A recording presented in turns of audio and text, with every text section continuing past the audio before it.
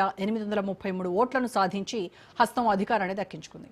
నాడు 37% అంటే బీఆర్ఎస్కు 87,53,956 ఓట్లు వచ్చాయి. తాజాగా ఎస్ఐఆర్లో ఓట్ల గల్లంతు కోటి అంటే నేతల తలరాతలు మారడం ఖాయం అన్నమాట. రైట్, ఇదే అంశంపై ఇవాల్టి డిబేట్లో మాట్లాడదాం. డిబేట్లో పార్టిసిపేట్ చేస్తున్నారు విశ్లేషకులు కట్టా కార్తిక్ గారు అండ్ కాంగ్రెస్ నాయకులు నుమాన్ గారు జూమ్లో జాయిన్ అయ్యారు. అండ్ స్టూడియోలో నాతో పాటు ఉన్నారు బీజేపీ నాయకులు పల్నాటి వెంకటరెడ్డి గారు అండ్ బీఆర్ఎస్ నాయకులు నిఖిల్ రావు గారు. నమస్కారం అండి అందరికీ. నమస్తే. రైట్, ముందుగా నుమాన్ గారు, ముందుగానే ఊహించినట్టుగానే అందరూ కూడా అనుకున్నట్టుగానే ఏది ఫేజ్ 1, ఫేజ్ 2, ఫేజ్ 3 వరకు కూడా ఈ ఎస్ఐఆర్ ప్రక్రియలో ఓట్లు తొలగించబడుతున్నాయి, లక్షలు కోట్ల ఓట్లు తొలగిస్తున్నారు అని బీజేపీకి అక్కడ అంటే కేంద్రంలో రాహుల్ గాంధీ బలపం కట్టుకొని తిరుగుతూ ఉన్నటువంటి పరిస్థితి. సో ఇక్కడ తెలంగాణకి వచ్చేసరికి దాదాపుగా 74 లక్షల ఓట్లు మిస్ అయ్యాయి ఇప్పటికీ. అంటే అది అక్కడ కనిపించట్లేదు అని అన్నారు. మళ్ళీ దాంట్లో జాయిన్ అవ్వాలి, ఆగస్టు 15 నుంచి టైం ఇచ్చారు. దాంతో మళ్ళీ కొన్ని ఓట్లు యాడ్ అయ్యేటువంటి పరిస్థితి ఉంది. అది కూడా పెద్ద డౌట్ అని చెప్తా ఉన్నారు. సో అన్ని పార్టీల్లో కూడా ఒక రకమైనటువంటి భయానక వాతావరణం నెలకొంది. ఏం జరుగుతుందంటారు సర్ ప్రక్రియలో? ఈ తొలగిపోయినటువంటి ఓట్ల పరిస్థితి ఏంటి? డబుల్ ఓట్లు అక్కడ అబ్సెంట్ అయినవి, షిఫ్టెడ్, డెత్ అండ్ ఈ ఓట్లు మాత్రమే తీసేసామని బీజేపీ చెప్తా ఉంది, ఈసీ చెప్తా ఉంది. BJP or EC, you have to clear it. So it is essentially the EC.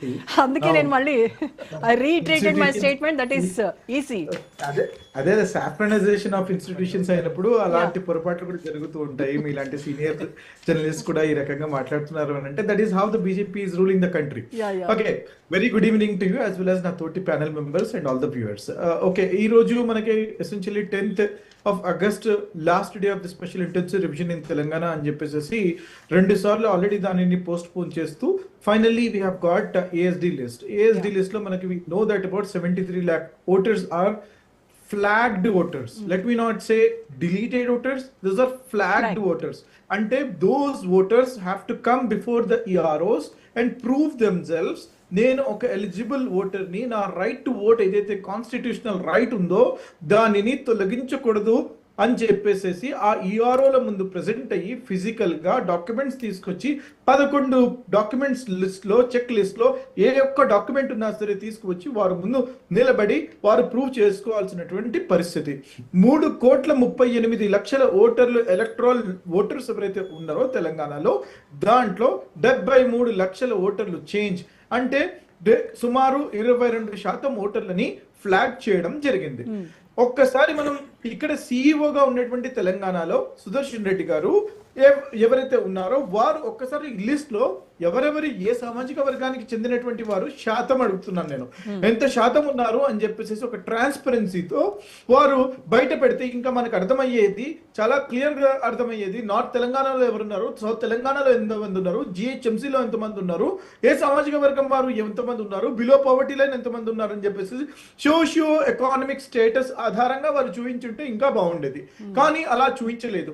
నేను ఒకటి మాత్రం చెప్పదలుచుకున్నాను, Congress party always stands for cleaning of the voter list.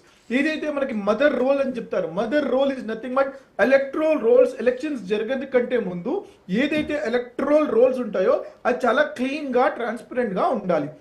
ASD list is nothing but absent అయినటువంటి ఓటర్లు, షిఫ్ట్ అయినటువంటి ఓటర్లు, డెత్ అయినటువంటి ఓటర్లు, ఈ 3ని కలిపి 73 లక్షల ఓటర్లు అని చెప్పేసి వారు అనడం జరుగుతుంది.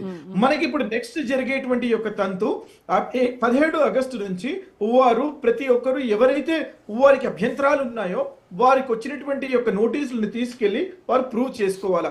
నేను అనేది ఒకటి, రిప్రజెంటేషన్ ఆఫ్ పీపుల్ యాక్ట్ 1950 మన దగ్గర ఆల్రెడీ రాసుంది.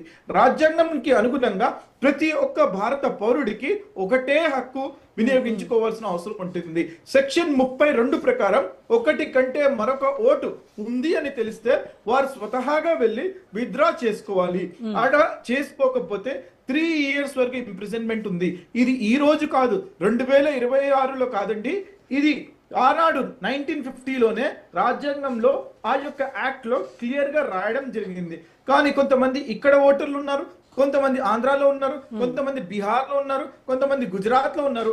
అటువంటి వారు ఇప్పుడు క్లీన్ అవ్వడం మంచిది. నేను ఒకటే విషయం చెప్తున్నాను, క్లీన్ ఓటర్ లిస్ట్ మాకు ఎటువంటి అభ్యంతరాలు లేవు. కానీ టార్గెట్ చేస్తూ ఒక సామాజిక వర్గం వారికి ఆ 11 చెక్ లిస్ట్ లో వారికి ఉండవు కదా అని చెప్పేసి మీరు గంప గుర్తుగా వారిని డిలీట్ చేస్తే అది ప్రజాస్వామ్యానికి మంచి పద్ధతి కాదు.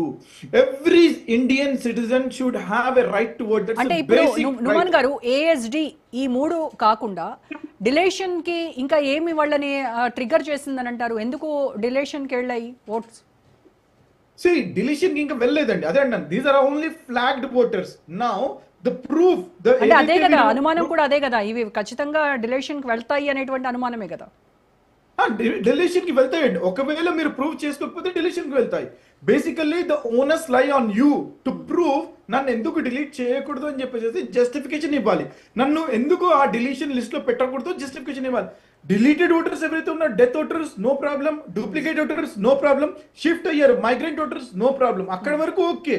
కానీ ఏమవుతుంది అని అంటే, నేను మీకు ఒక విషయం చెప్పదలుచుకుంటున్నాను. ఈ మెకానిజం ఏదైతే జరిగిందో, స్పెషల్ ఇంటెన్సివ్ రివిజన్ అనే మెకానిజం, ఎన్యుమరేషన్ ఫార్మ్స్ ఎవరైతే పిఎల్ఓలు పోయి ప్రతి ఒక్క ఇంటికి వెళ్ళి ఇవ్వాలో వాళ్ళు ఇవ్వలేకపోయారు కంప్లీట్ గా. ఎందుకు అని అంటే, వారు ఎవరైతే స్టాఫ్ ఉన్నారో వారు they are not qualified people. Please understand. వారు కొంతమంది లైన్ మ్యాన్లు ఉన్నారు, కొంతమంది అంగన్వాడీ టీచర్లు ఉన్నారు. They are not equipped with the substantial knowledge. వాళ్ళ దగ్గర ఉండకపోవడం వల్ల ఆ యొక్క ఎక్సర్సైజ్ సరిగ్గా చేయలేకపోయారు. వాళ్ళు, నాకు తెలిసినటువంటి చాలా మంది ఈఆర్ఓలు, వారితో నేను కంటిన్యూస్ టచ్ లో కూడా ఉన్నాను. ఎందుకంటే I'm working in few of the constituencies. కాబట్టి వారు చెప్పడం ఏంటంటే సండే కూడా వారు వర్క్ చేయడం జరిగింది. అటువంటి తరుణంలో how can you expect somebody to work under so much of stress when in తెలంగాణలో మనకి 2028లో రావాల్సినటువంటి యొక్క ఎలక్షన్ చివరిన, అది కూడా ఇంకా మనకి చాలా బోలెడంత టైం ఉంది. దీనిని పెంచి సంవత్సరం పాటు చేయాల్సింది మీరు. అంతేకాకుండా ఈ స్ట్రెస్ లో వాళ్ళు డబుల్ డ్యూటీ చేస్తున్నారండి. మున్సిపల్ డ్యూటీ చేస్తున్నారు, దాంతోపాటు స్పెషల్ ఇంటెన్సివ్ రివిజన్ చేస్తున్నారు, రెవెన్యూ డ్యూటీ చేస్తున్నారు, దాంతోపాటు ఇది చేస్తున్నారు. అంటే ఇది గందరగోళాన్ని సృష్టించినటువంటి యొక్క ప్రాసెస్. దాని మీద మాకు అభ్యంతరాలు ఉన్నాయి. ఎవరు కూడా క్లీన్ ఓటర్ లిస్ట్ ని తప్పు పట్టడం లేదు. Please note this. నుమాన్ గారు, మరి అన్ని పార్టీలు కూడా తమ పార్టీల తరపున బిఎల్ఏలు ఉన్నారు కదా, వాళ్ళందరూ అవగాహనని పెంచారు కదా, వాళ్ళకు కూడా మీరంతా క్లాసులు తీసుకున్నారు కదా, వాళ్ళకి ట్రైనింగ్ ఇచ్చారు కదా. yes, I am also a master trainer. మీరు అన్నట్టు మీ స్క్రీన్ లో కూడా చూపిస్తున్నారు. ఎస్, ప్రతి పార్టీ కూడా బిఎల్ఏ ఈస్ వెరీ డిఫరెంట్ దాని బిఎల్ఓ.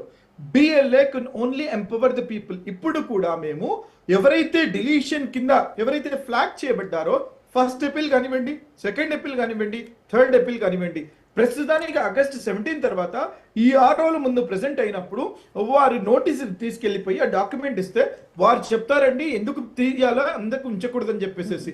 ఒకవేళ అప్పుడు కూడా తీసేస్తే we have our DCCs who are BLA2 అంటారండి మా డిసిసి ప్రెసిడెంట్. వారిని already we have empowered them. వారు వెళ్ళి డిస్ట్రిక్ట్ కలెక్టర్ దగ్గర వారు వెళ్ళిపోయి ఫస్ట్ అపీల్ కింద వారి తరపున వకాల్తా పుచ్చుకొని మాట్లాడొచ్చండి. సెకండ్ అపీల్ ఉందండి, థర్డ్ అపీల్ ఉందండి. ఇవన్నీ పోయినా సరే, లెట్ మీ టెల్ యూ, బ్రహ్మాస్త్రం ప్రతి ఒక్కరికి మీ ద్వారా నేను తెలియజేసుకుంటున్నాను. మీరు ఫార్మ్ 6 అనేది నింపుకోవచ్చు. అది ఫస్ట్ టైం ఓటర్ కింద కన్సిడర్ చేయబడతారు. ఎవరు పానిక్ అవ్వాల్సిన అవసరమే లేదండి దీంట్లో. దాంతో పాటు కాంగ్రెస్ ప్రభుత్వం ఏదైతే తీసుకొచ్చినటువంటి ఫ్యామిలీ రిజిస్టర్ అని చెప్పేసి మేము ఏదైతే తీసుకొచ్చామో దానిని మీరు సద్వినియోగపరచుకొని ఎంఆర్ఓ గారి దగ్గరికి పోయి ఒక అప్లికేషన్ మీరు మీ సేవలో అప్లై చేసుకుంటే ఎంఆర్ఓ గారు వారిని వెరిఫై చేసి మీకు ఆ సర్టిఫికేట్ ఇస్తారు. దాని ఆధారంగా కూడా మీరు ఆ 11 చెక్ లిస్ట్ తో పాటు దీన్ని కూడా యూటిలైజ్ చేసుకోవచ్చు. నేను ఒకటే విషయం మీ ద్వారా తెలియజేస్తున్నాను, ఎవరు కూడా పానిక్ అవ్వాల్సిన అవసరం లేదు.